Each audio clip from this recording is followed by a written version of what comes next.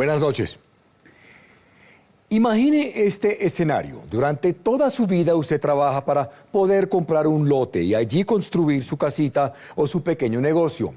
Pero un buen día observa que hay unos extraños viviendo en ese lote. Es más, los invasores dicen que esa tierra ahora es suya. Cuando usted trata de sacarlos, se da cuenta que no es tan fácil hacerlo. Hay leyes que no entienden y la justicia es lenta. Con el tiempo su sueño se evapora. De repente, está inmerso en una pesadilla, una espantosa pesadilla. En Colombia, miles de víctimas están hundidos en este empantanado proceso. Los invasores y sus astutos abogados seleccionan bien sus víctimas, manipulan las leyes, aprovechan las grandes deficiencias en el sistema de justicia y muchos logran apoderarse de tierras. Pero lo que ustedes verán esta noche en la investigación de Juan Guillermo Mercado le da otra dimensión a este fenómeno. Los llamados invasores, que conocerán, tienen en su poder una tierra que estaba designada para la construcción de vivienda social. Así es, ahí se construirían casas para gente pobre. Esta noche, ustedes verán cómo las esperanzas de miles de familias desesperadas en Cartagena están truncadas.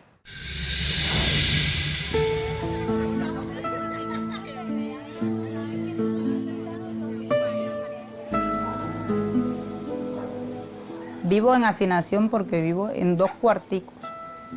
Uno que he escogido como cuarto y sala y uno donde se duerme, que dormimos con 2 niñas y 2 personas adultas.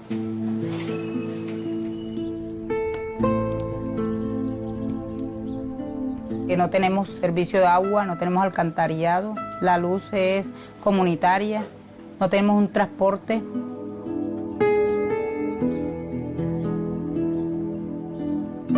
María Inés Cabarcas, una cartagenera de 45 años, no sabe lo que es vivir bajo su propio techo.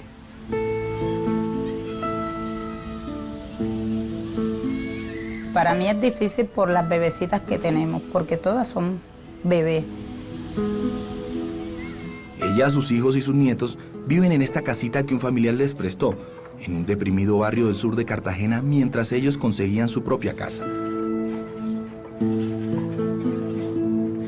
El sueño mío es tener mi propia casa, donde yo pueda recogerme con mi familia.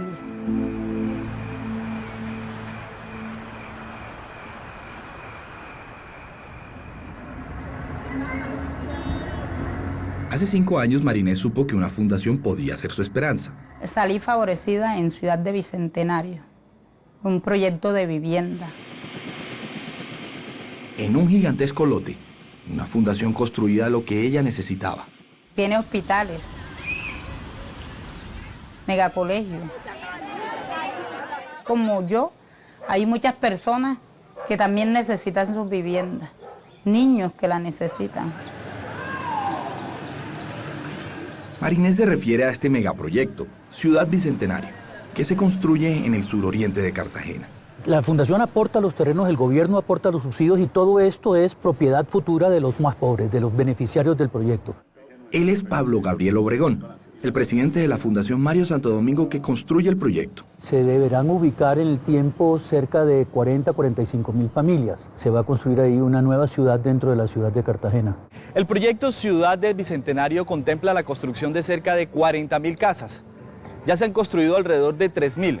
Aquí en este sector, conocido como Las Torres, se entregaron casas totalmente gratuitas a personas en alta vulnerabilidad. La noticia la recibí con mucha alegría, porque es una satisfacción grande saber de que voy a tener mi vivienda propia. Pero hace poco ella supo algo que hizo que su esperanza cayera al piso. Su casa no podía ser entregada. A raíz de una invasión que hay cerca, eso tiene obstruido a que se nos haya entregado la vivienda con rapidez. Cuando Juan Carlos Franco, el director de la fundación y mano derecha de Pablo Obregón, decidió investigar qué estaba pasando, él viajó a Cartagena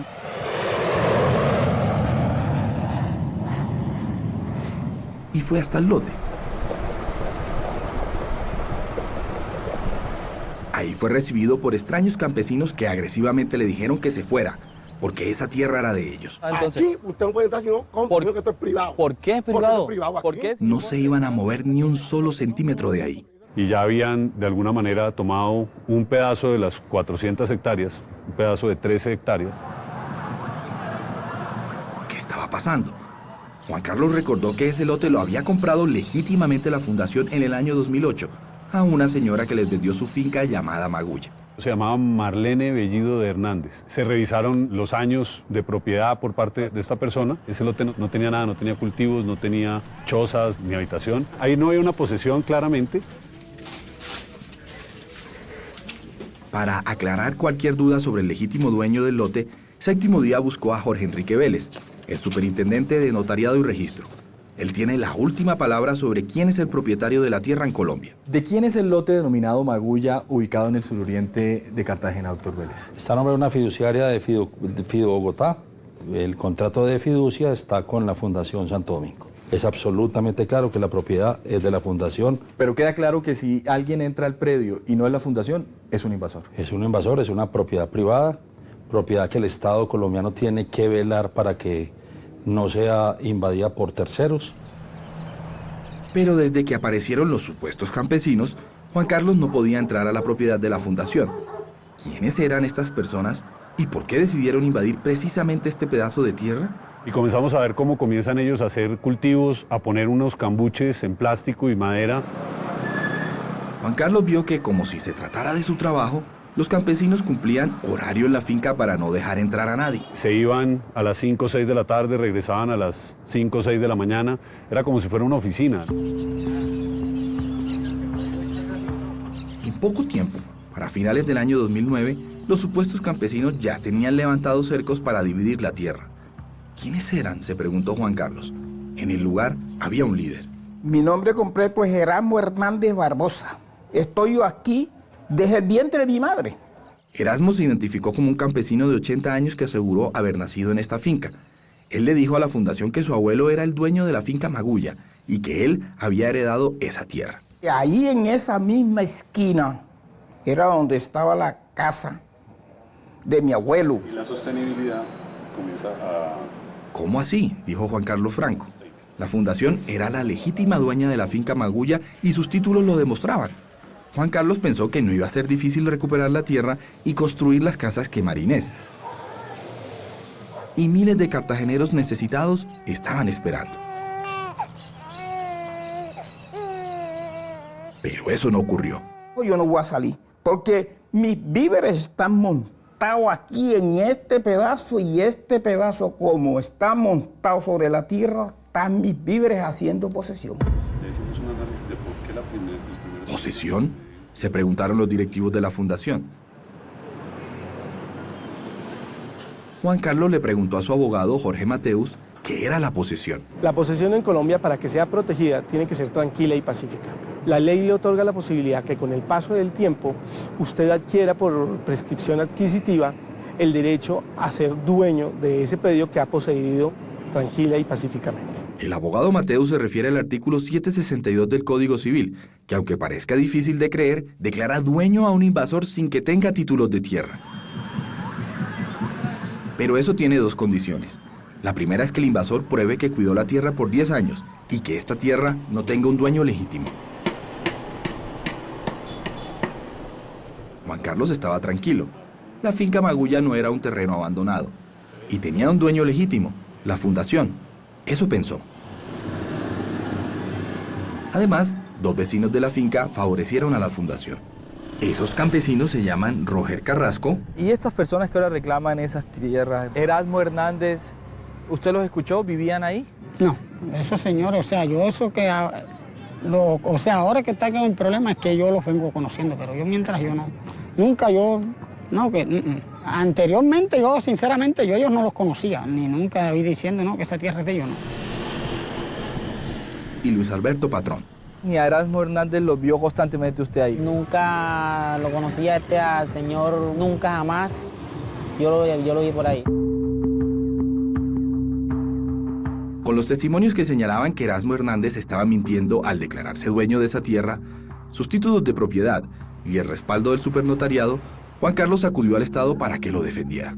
La fundación puso una querella en el año 2009 ante la inspección de policía que le correspondía a ese predio. En el 2009 fue que se concedieron aquí unos amparos. La inspectora se llama Ana Franco. Un mes después a la fundación llegó la decisión de la inspectora.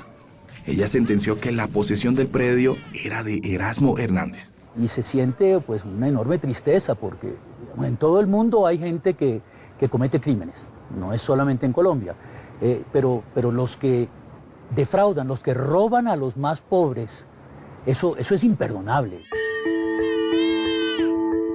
Pobres como Marinés, que buscan con desespero una casa. Pero la meta de tenerla tendría un obstáculo más para esta mujer, con la decisión de la inspectora Ana Franco. Buenas tardes. ¿La inspectora Ana Franco? ¿Cómo está? Mucho gusto. Juan Guillermo Mercado, soy periodista de Séptimo Día, Caracol Televisión. Hace poco Séptimo Día buscó a la inspectora Ana Franco para preguntarle por su decisión. Lo que a la inspectora le consta y se acuerda de esa época, vivían parte de los señores Hernández en esa época, tenían sus construcciones, incluso tenían sembrado en un área, en determinado lote.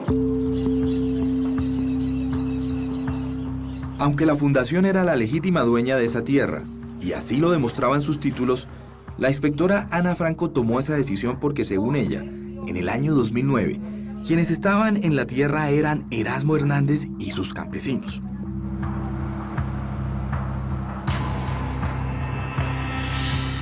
Por razones que nadie entiende, ella decidió a favor de los señalados invasores. En el país las normas que protegen el derecho a la propiedad son muy débiles. Esto se ha prestado para que muchas personas aprovechen esa flexibilidad en la ley y, amparados en ciertas maniobras jurídicas, traten de argumentar una tranquila y pacífica posesión. Creemos que vamos a contar con las herramientas jurídicas y la gestión administrativa y judicial necesaria para recuperarlo. Se trataba de dar la pelea y apelar la decisión de la inspectora.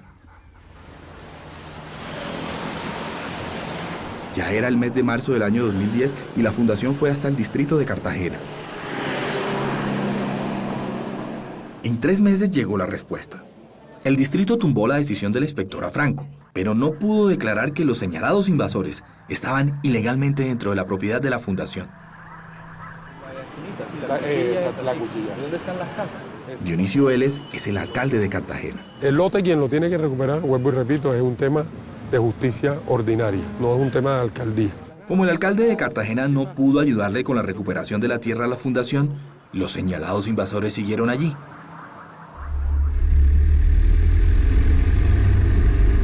Cada vez que Juan Carlos intentó entrar a la propiedad, así lo recibieron. No me importa un culo porque usted no quiere. A mí traiga un documento que yo he comprado su lote aquí, me importa una mierda lo que usted quiera pensar o que quiera decir.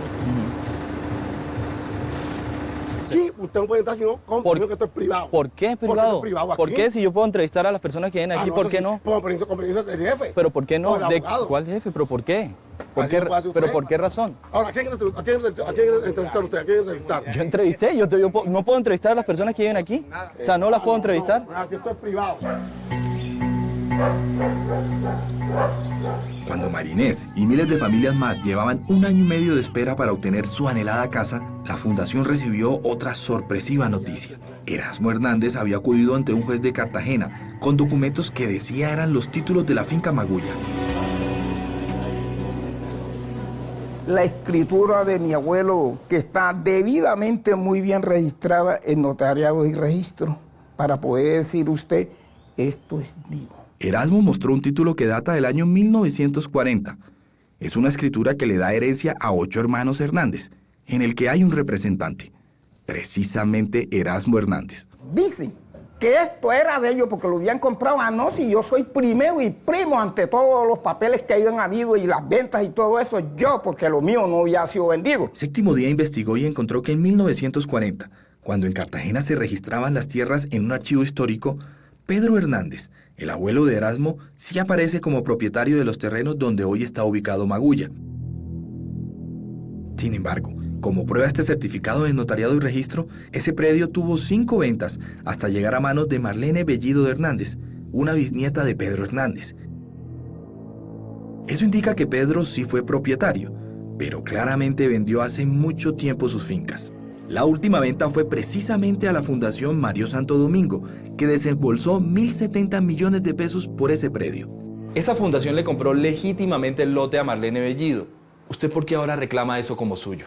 Marlene Bellido realmente no hizo una venta legal. Ella era la dueña, tenía los documentos y se lo vendió a la fundación. No, Así lo ha no, demostrado porque la había, ley. es que había una sentencia farsa ahí. Pero ¿qué validez tendría esa escritura del año 1940 que mostró Erasmo? Acudimos con el supuesto título que nos entregó hasta la Superintendencia de Notariado y Registro. No me queda duda que puede tener un problema. Y más cuando hay falsa tradición y no hay definición de linderos, como es este caso. Y fuera de eso hay unos derechos herenciales. O sea, cumple como las 3 o 4 características que uno dice, oiga, alerta, que eso lo que puede hacer es un despojo o un robo de tierras. Pese a todas las pruebas que demostraban ser el dueño del terreno, el estudio del supernotariado y los testigos que aseguraron que nunca vieron a Erasmo en la finca Magulla, la fundación no podía construir en su legítima propiedad. Todas las miradas ahora se dirigen al juez César Farid Cafuri de Cartagena, quien tiene que decidir el caso. Pero esa batalla apenas iniciaba.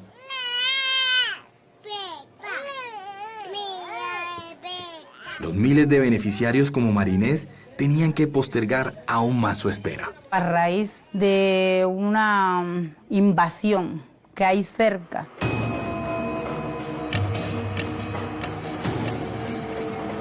Pero hace poco la fundación se dio cuenta de algo que estaba pasando aún más grave dentro de la finca Maguilla.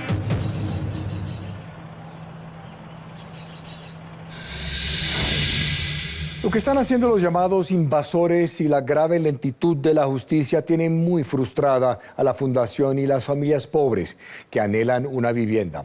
Pero descubrimos que hay otra categoría de víctimas.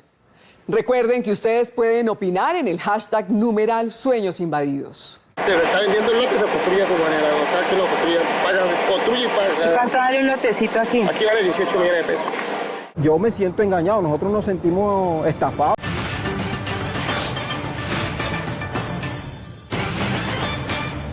Centenares de familias pobres en Cartagena estaban ilusionadas con la posibilidad de tener una casita. Pero la tierra donde está prevista la construcción del proyecto fue invadida. Sacar a los supuestos invasores ha sido imposible. Pero Séptimo Día descubrió que además de las familias pobres hay otras víctimas. Se trata de unos compradores que dicen que fueron estafados al comprar lotes a los llamados invasores. Uno de los integrantes de la familia Hernández y sus socios, y adivinen dónde.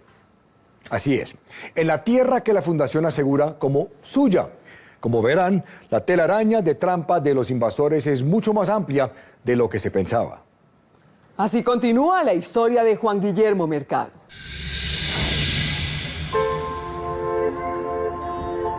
Marinés Cabarcas tiene la ilusión de que pronto sus hijos y sus nietos vivan en un lugar digno. Salí favorecida en Ciudad de Bicentenario, un proyecto de vivienda. Ella y miles de cartageneros más fueron elegidos para vivir en esta ciudadela y así tener una vivienda digna. Pero una invasión en el norte donde estaba planeado construir sus casas truncó los sueños de estas familias.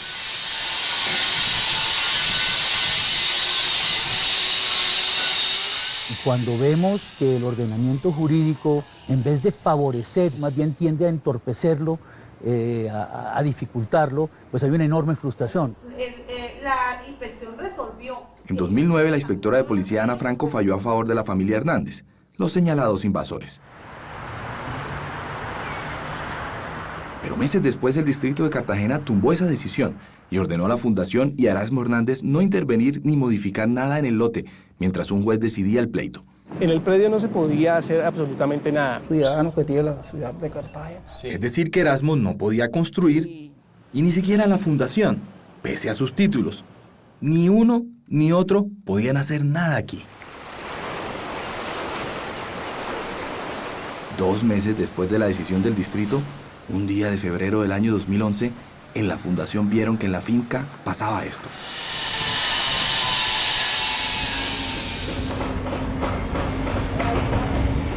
había movimiento de maquinaria y decenas de personas construyendo casas en un lote en el que las autoridades ordenaron no hacer nada. Esa pregunta tenía muy preocupada a la fundación. En el predio no se podía realizar ninguna construcción y quienes nosotros consideramos como invasores empezaron a hacer construcciones dentro de ese predio, vulnerando el statu quo que existía para el momento. Todo parecía indicar que Erasmo había desacatado la orden del distrito. ¿Cómo responderían? Su abogado se llama Cristóbal Puello. Eso se revocó. Y yo tengo los documentos para demostrarle que eso se revocó. ¿Usted tiene esos documentos aquí? ¿Me los puede mostrar? Se los puedo entregar en la oficina. Yo salí para allá y cuando nosotros me llaman que... Fuimos el día siguiente a la oficina del abogado Puello, Me gustaría que me diera la oportunidad de decirte más cosas. Sí. pero no nos entregó los documentos. Hermano, pero no a esta hora. Recuerden que ustedes manejan su tiempo a su manera y no a la manera de uno, ¿me entiendes? Ajá. Entonces yo tengo cosas que decirte bastante. Yo desde ayer, yo también ando en mi actividad política y en mis cosas. ¿Pero qué estaban haciendo Erasmo y sus socios en un lote donde estaba prohibido construir? Buenas tardes. Buenas tardes. ¿Cómo les va? Hace poco Séptimo Día entró al lote Magulla con cámaras escondidas. Encontramos a un grupo de extraños. Se le está vendiendo el lote, se construye a su manera. Cada que lo construye, construye y paga. ¿Cuánto vale un lotecito aquí? Aquí vale 18 millones de pesos. ¿Y todo esto está para vender o qué? Ya son tan vendidos. Igual aquí todo se hizo legal. Licencias de construcción, Tiene gas, todo. Tiene gas y tiene luz. Todo está legal. Usted hace una solicitud de servicio de gas y de luz es porque usted cumple con los requisitos establecidos en la ley. Erasmo Hernández y sus socios no solamente habían desacatado la orden del distrito de Cartagena, sino que estaban vendiendo lotes en un predio que un juez no había declarado como suyo. Y lo que hoy se ve, pues, es una invasión que crece ante los ojos de todos nosotros. Séptimo Día investigó y encontró que las construcciones ilegales fueron selladas por la alcaldía de Cartagena en el año 2013 porque no tenían licencias de construcción. Sin embargo, los señalados invasores rompieron los sellos y siguieron construyendo desde esa época, sin que ninguna autoridad intervenga o le impida hacerlo. Ellos bautizaron su urbanización con el nombre de La Sevillana. Sin ningún tipo de licencia de construcción ni autorización alguna de la alcaldía de Cartagena, la urbanización La Sevillana ha construido más de 60 casas en este lugar y le ha vendido lotes a personas incautas que han decidido invertir en una urbanización ilegal. El resultado es este. Yo me siento engañado, nosotros nos sentimos estafados. Eliezer Paternina compró lotes a Erasmo y a sus socios constructores, pensando que eran los legítimos dueños. Hemos invertido 36 millones de pesos.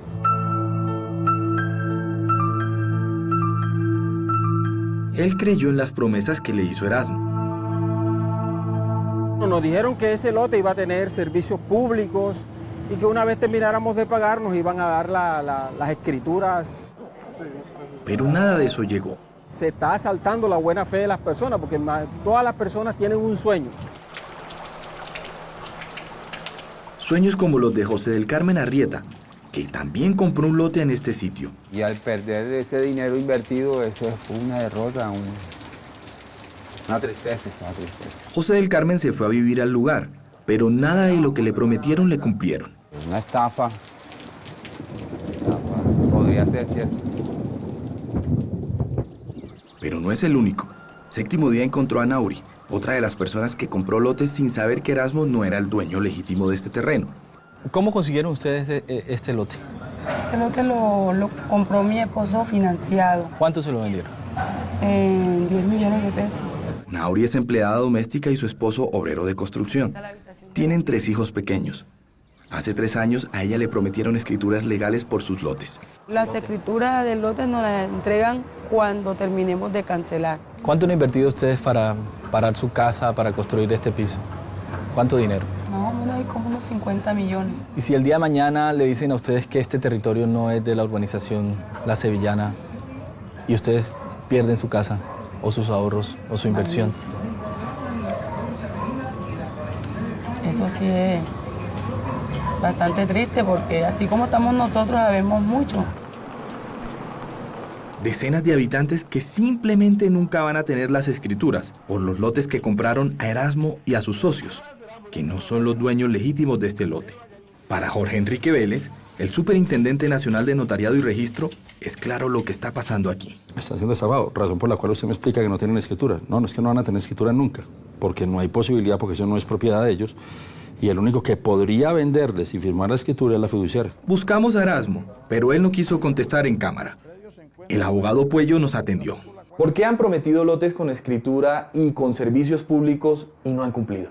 Mire, aquí hay una acción sistemática de actores ajenos al proyecto que no les conviene que esto avance. ¿Usted me puede mostrar la licencia de construcción que tienen para poder hacer esta urbanización, para poder estar aquí? No, licencia, o sea, no podía decirle y creo que en este momento no la tiene. La sevillana no tiene licencia de construcción como lo reconoce el abogado Puello porque no es una urbanización legal. Por eso sus decenas de habitantes como José Gabriel y Nauri viven sin agua y sin luz. Servicios vitales con los que tampoco nunca van a contar. Freddy Nicolás Angulo es el gerente técnico de Aguas de Cartagena. La urbanización La Sevillana le prometió y le sigue prometiendo a las personas que están comprando lotes ahí que va a haber agua. No hay agua para unas viviendas que no han surgido de un desarrollo urbano formal. Séptimo Día también buscó a la empresa Electricaribe. Ellos nos contestaron que ilegalmente, en la urbanización La Sevillana, se han instalado redes de luz y energía sin la autorización de la empresa. Le preguntamos al abogado de Erasmo Cristóbal Puello y esto nos contestó. En Cartagena el agua sobra, mas sin embargo Aguas de Cartagena no le da la gana de poner servicio aquí. Abogado, ¿usted me puede explicar por qué en esta urbanización hay energía eléctrica si la empresa Electricaribe les dijo que no lo podían hacer? Es más, ¿se los prohibió? Bueno, eso sí esa pregunta no se la puedo responder yo porque no conozco la partecita esa. Si el juez César Farid Caifur falla a favor de la fundación, declara que los Hernández son invasores y les ordena abandonar esa tierra. Teóricamente, la fundación podría ejecutar el tan anhelado proyecto de vivienda social para doña María Inés y miles de familias más.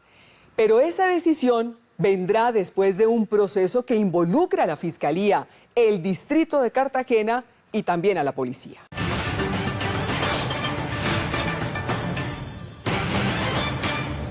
Según la Superintendencia de Notariado y Registro, Cartagena es la ciudad del país con más casos de robos de tierras. Si esto pasa tanto es porque los invasores ilegales sospechan que es fácil hacerlo y al final salirse con la suya. Saben que en Colombia el Estado y la justicia no siempre tienen la capacidad de proteger efectivamente a las víctimas. En este caso, los legítimos dueños de la tierra. ¿Cómo pasó todo esto? ¿Qué pueden hacer la Fundación y los miles de colombianos víctimas ante los invasores ilegales que aprovechan esas gigantescas deficiencias en el sistema y que les permite delinquir? Así concluye la investigación de Juan Guillermo Mercado.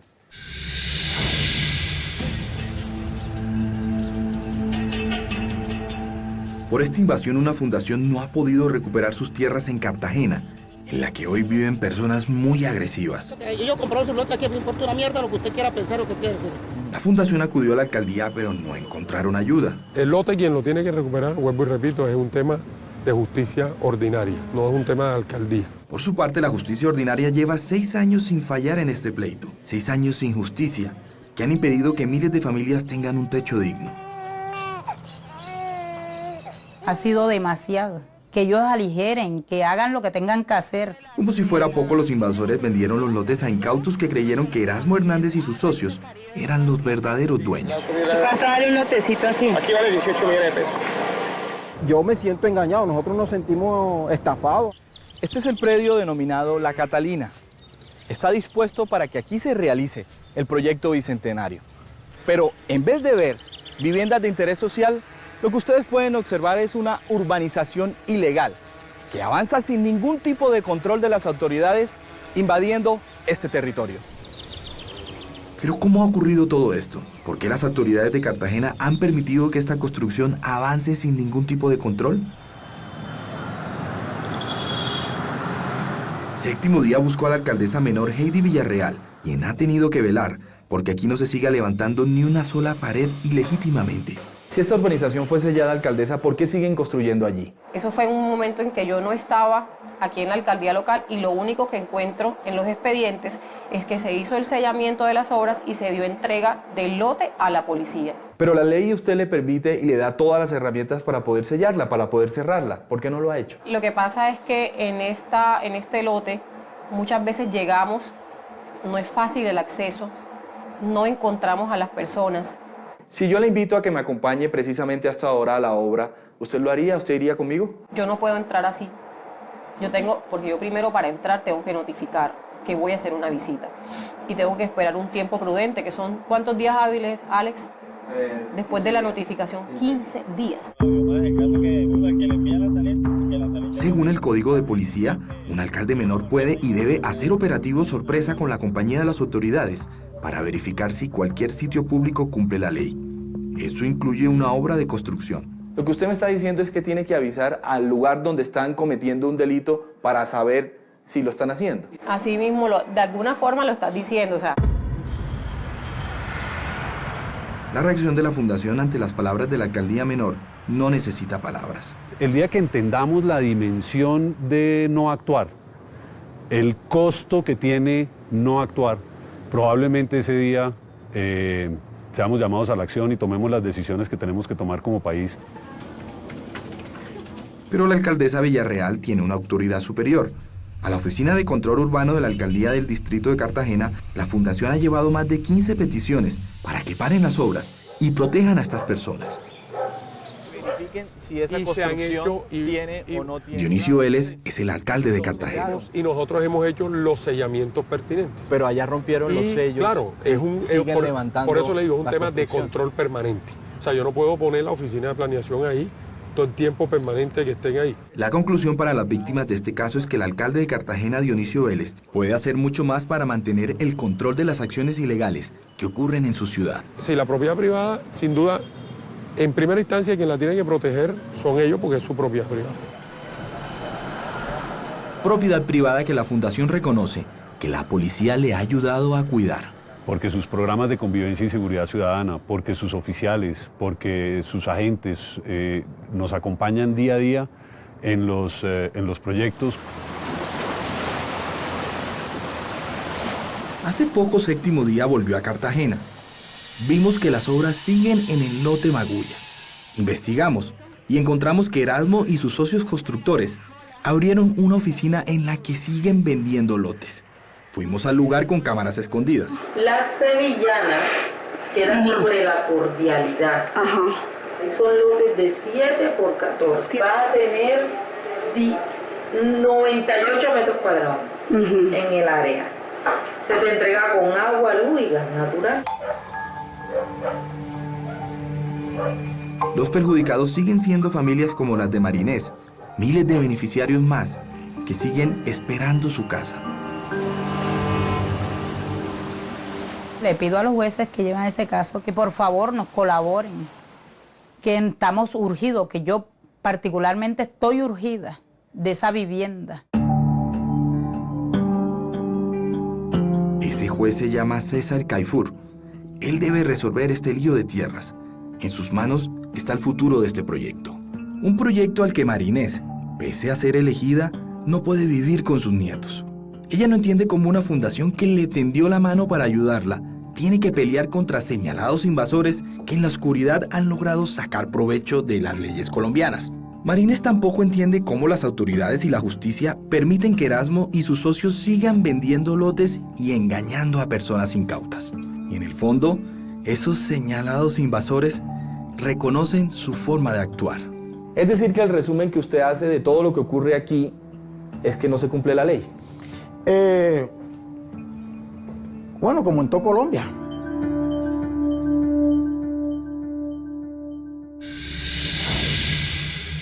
Se espera que el juez César Farid Caifur dé un veredicto el próximo año. Si falla a favor de la Fundación, doña María Inés y miles de familias más recuperarán sus esperanzas. Sin embargo, la Fundación enfrentaría otro desafío. El desafío sería ¿Qué hacer con las otras víctimas? Las familias que compraron pedazos de tierra y que dicen que fueron estafados por los invasores.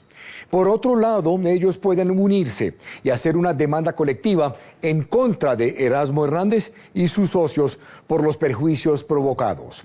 La Fundación Mario Santo Domingo está relacionada con el grupo Valorem, al cual pertenece Caracol Televisión.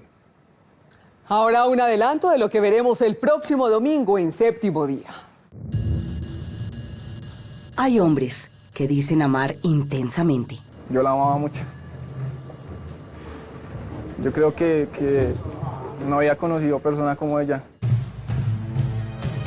Se ganan el amor y la confianza, no solo de su pareja, sino también de su familia. Pensé que era la persona, la mejor persona que había llegado a su vida y con la que ella podía estar mejor.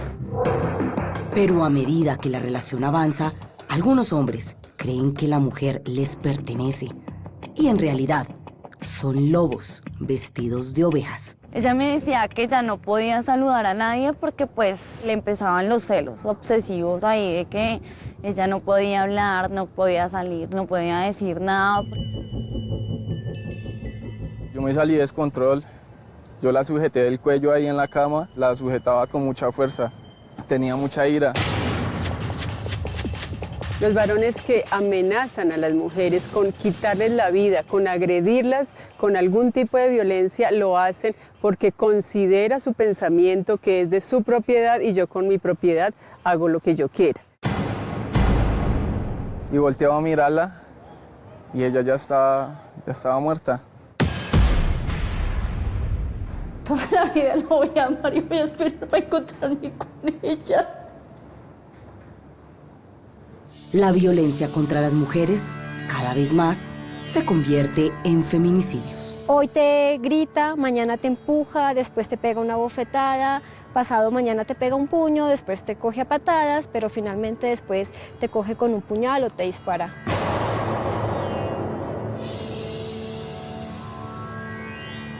Soy Gloria Lozano y los espero el próximo domingo con una nueva historia llena de amor y decepción, con unos lobos vestidos de ovejas. Si tiene una historia que contar o una denuncia que hacer, escríbanos en la dirección que aparece en pantalla. Me pueden escribir también a través de mi cuenta de Twitter, cuya dirección aparece en la pantalla. Nos vemos el próximo domingo con un nuevo capítulo de Séptimo Día. Entonces.